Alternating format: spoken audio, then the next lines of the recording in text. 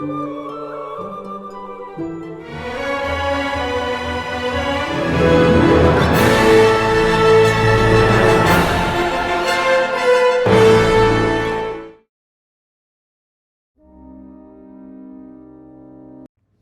sorry in advance for the parents that I have to offend with this one, but it needs to be said. There are parents out there that are emotionally immature and they do not give their children the most wisdom. They do not really teach their children enough. And these children grew up into adults that are really figuring this stuff out on their own, and they've met themselves deeper than their parents have met themselves. So what has happened is it gets to a point where the child is actually teaching the parent more than the parent has taught the child. And then what happens is the parent starts feeling inadequate because of that. And then they'll start saying things to their child, like having conversations with them. And it's as if the parent is basically trying to gain power by putting the child down and belittling them in the process, to a point where they're saying certain things of as if the child doesn't understand, or as if the child is, incompetent, when really that's not even the case. When a parent feels that they do not have much power over their own life, they will have a desperate attempt to gain that power in many other ways. And the first place that they go is to their own children. And especially when those children become grown, they become adults, they will really try to gain that power by putting this child down, because they feel if they can make the child feel small, it'll make them feel bigger. Because basically they're trying to, if they can take the power away from their child, they take some of that power and they fuel it within themselves, because they do not have that power within them to gain that power. So they're taking power away from someone else. Same thing.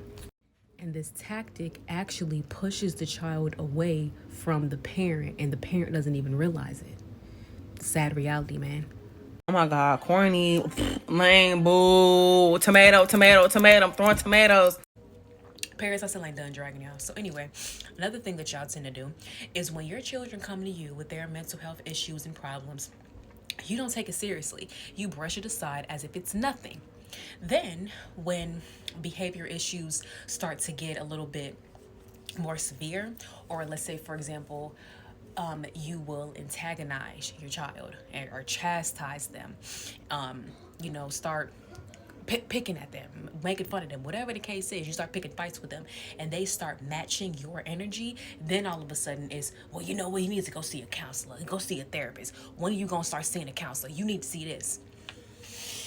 Baby, make it make sense. Make up your mind. Do you want them to see a counselor or do you not? Do you care about their mental health or do you not? No, you only care about their mental health when it's beneficial to you to go ahead and belittle them, but not when you have to step in as the parent to support them. There are people out there that like to use their mental health as a crutch. They like to use their mental health issues as an excuse for their aggressive, toxic, abrasive behavior. The behavior that's inappropriate, the behavior that causes people pain and trauma, the behavior that causes conflict and strife amongst others.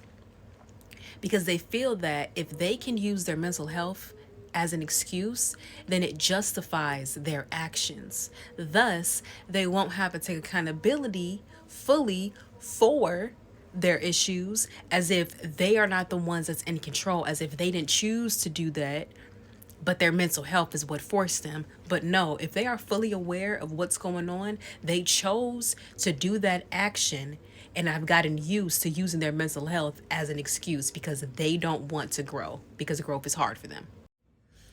In order to be a safe place and space for your actual children, you have to be that safe space for your inner child first.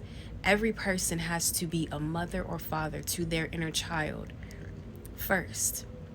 When you can give yourself that comfort and that nurture and that love, then you know how to execute the same exact thing from when you have real children.